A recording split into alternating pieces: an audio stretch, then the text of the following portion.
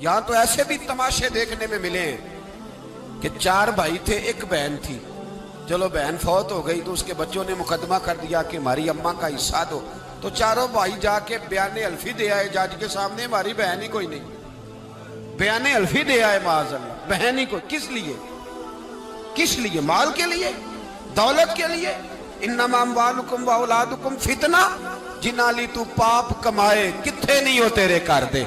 بلا بلا بلا انہیں، اور یہاں آ کے تیری میت پہ کھڑے ہوں.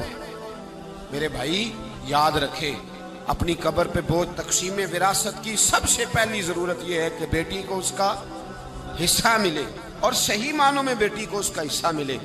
میرے نبی کریم صلی اللہ علیہ وسلم کی خدمت عالی مرتبت میں ایک صحابی تھے حضرت سعد بن ربیع رضی اللہ تعالی. یہ حدیث جامع ترمذی میں موجود ہے. حضرت سعد بن ربیع رضی اللہ تعالیٰ عنہ احد کی جنگ میں شہید ہو گئے. ان کی 2 بیٹیاں تھیں. ان کے بھائی نے ساری جائیداد اپنے قریب کر لی، کیونکہ ابھی تک جائیداد کے احکامات بھی نہیں آئے تھے. ان کی زوجہ اپنی دونوں بیٹیوں کو لے کے نبی پاک کی بارگاہ میں پہنچ گئی. کہا یا رسول اللہ صلی اللہ علیہ وسلم، میرے خامد انتقال کر گئے، احد میں شہید ہو گئے. ان کے چچا نے ساری جائیداد پہ قبضہ کر لیا. حضور اب آپ بتائیں کیا کرنا ہے؟ اگر ان کے پاس کچھ نہیں ہوگا تو میں بیوہ عورت ان کے نکاح کیسے کروں گی؟ ان کو رخصت کیسے کروں گی؟ اس وقت اللہ کریم نے یہ آیہ مقدسہ نازل فرمائی جس کو آیت معراج کہتے ہیں. تو نبی پاک علیہ الصلوۃ والسلام نے بلایا حضرت سعد بن ربیع رضی اللہ تعالیٰ عنہ کے بھائی کو، اور بلا کے فرمایا اللہ سے ڈر جا، 2/3 اس کی بیٹیوں کو دے، 8واں حصہ اس کی بیوہ کو دے، اور باقی جو بچ جائے وہ تیرا ہے، لیکن جو جس حقدار کا حق ہے وہ حق اسے.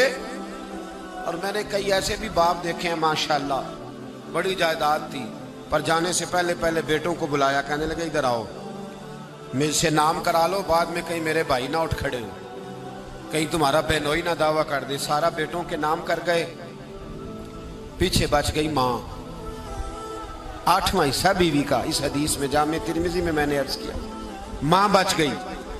اب وہ بیچاری، بڑا بھائی کہتا ہے چھوٹے کے پاس رہے گی، چھوٹے سے پیار زیادہ ہے، اور چھوٹا کہتا ہے میرے بچے زیادہ ہیں، کمرہ ہی کوئی نہیں خالی. وہ کہاں رہے؟ وہ بوڑھی اماں کدھر جائے بلا؟ اگر خامن سارے بیٹوں کے نام جو کر گیا تھا تو کسی کونے کی کوئی ایک دکان اپنی زوجہ کو بھی دے جاتا. کوئی اگر اگر کوئی پلاٹ کسی جگہ اس بیچاری کے نام بھی کر جاتا جس کا شریعت نے حصہ رکھا تھا.